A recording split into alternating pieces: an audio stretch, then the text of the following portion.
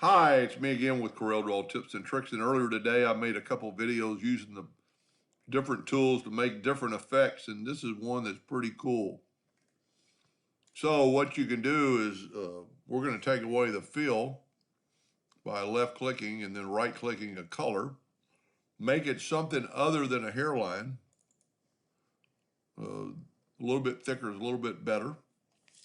Then control or hit the plus key on your keyboard and just move it down at a little bit of an angle, and then hit the plus key on the keyboard and move it over, and then fill it in with a solid color.